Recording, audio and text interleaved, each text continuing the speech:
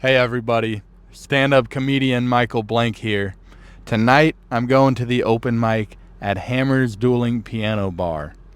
I got some new material I want to try out. Hopefully it's funny. I will see you guys there.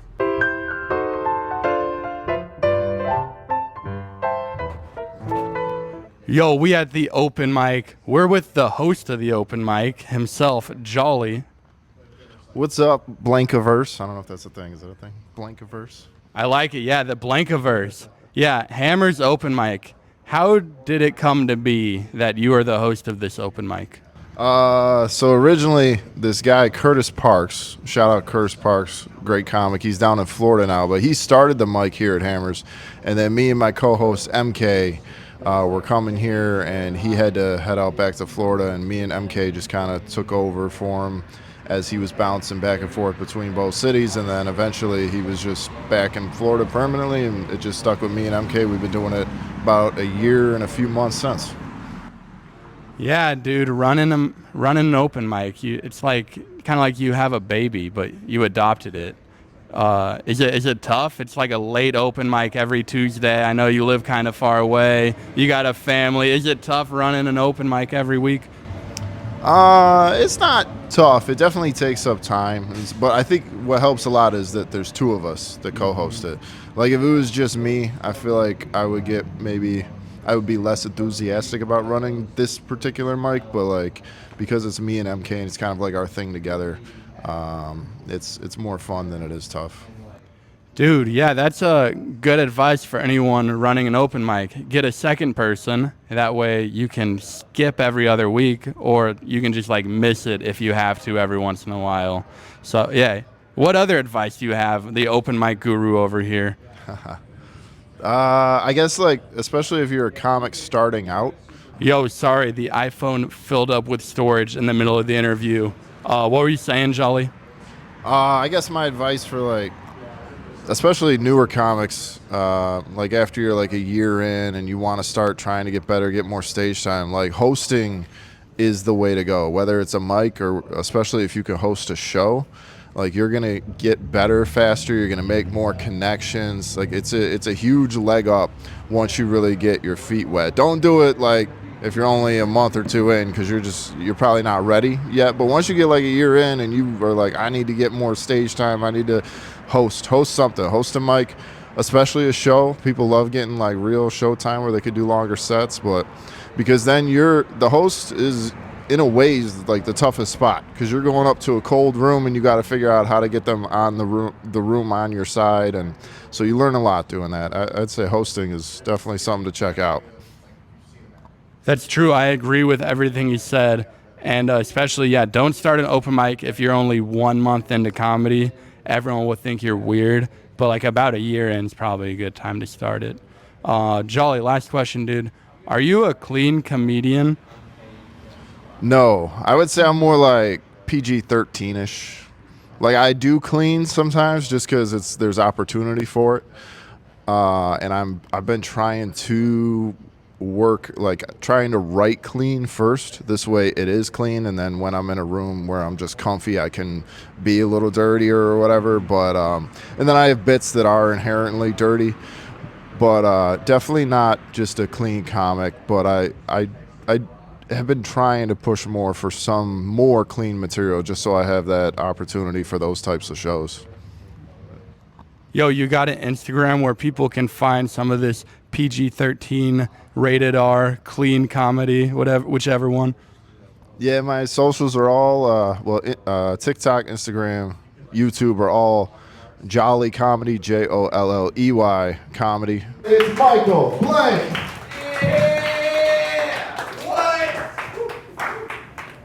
Chick-fil-A was running a promotion today that if you dress up like a cow, they give you a free sandwich. You guys, anyone hear about this?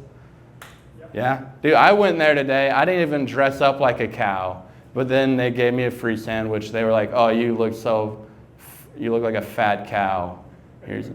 See, that joke wasn't funny because I'm clearly unattractive, fit young man, but if I was like a fat slob, you'd be dying. And if any fat people in the audience, you can have that joke. There was a bigger crowd than usual. Usually there's like 2 people here. Today there was like 12 people here. But I couldn't tell how much of the crowd was comedians and how much of the crowd was actual people. I told a joke about a conversation I had with my mom at lunch the other day. Dude, it's nice being a comedian. My mom is supportive of my comedy, but I think she thinks I'm doing better than I am. Because I was at lunch with her and she was like, "Do you know Shane Gillis? Is that one of your buddies? Have you ever done a show with him?" And I'm like, "No, Mom, I don't know Shane Gillis." She's like, "What about Nate Bargatze?" I was like, "No, I haven't met him either."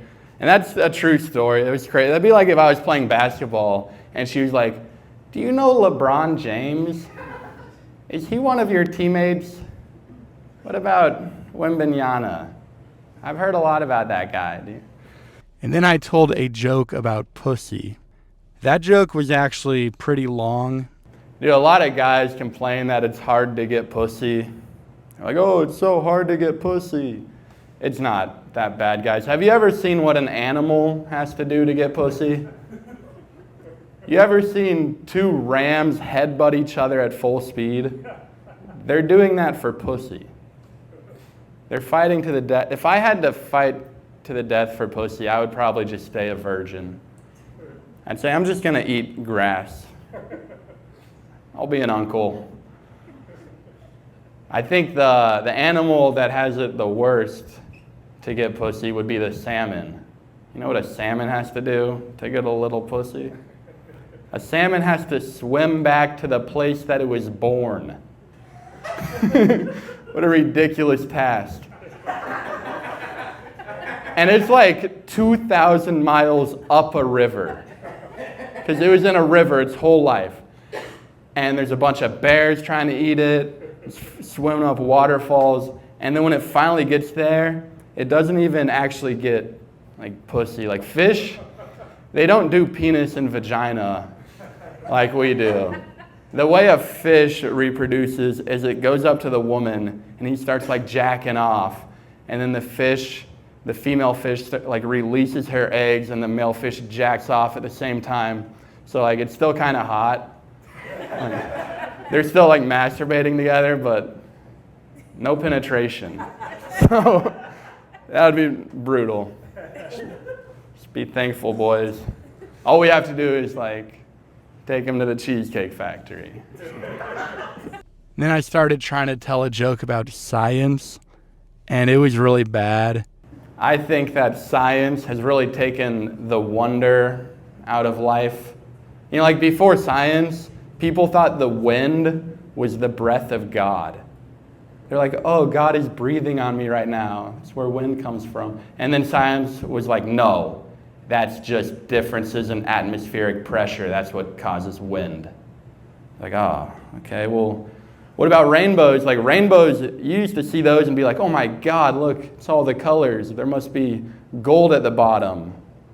And science is like, "No, it's just a refraction of light. There's no end of the rainbow. It's an illusion. Just like the meaning of life. It's all like, can you lie to us, science? Can you just tell us there's gold? Give us something to believe in." Damn. I'm going to pretend that joke never happened. Yeah. And then I told my final joke about dehydration, and it went terrible. You know, I found out that women are oftentimes more dehydrated than men. It's like, don't get mad, I just Googled it, that's what it said. I think the reason women are usually more dehydrated is because every time a man goes pee, we're like looking at the color and analyzing it. And meanwhile, women can't see the pee come out of their body. So they don't know like if it's really yellow and they have to drink more water, or if it's clear. So I think we should like put mirrors inside women's toilets so they can see the pee leaving their body. But I think people would be like, "Oh, what are you, a pervert? You want to put a mirror in a woman's toilet?" And I'm like, "No, I just want to, check for dehydration." Or okay, that was a terrible closer, dude. Thank you guys for staying. Goodbye. So that was the set tonight. Didn't go great. My last 2 jokes especially bombed. We did have somebody fill out the form. Shout out John from Orcutt, California. He said he's excited for my tour.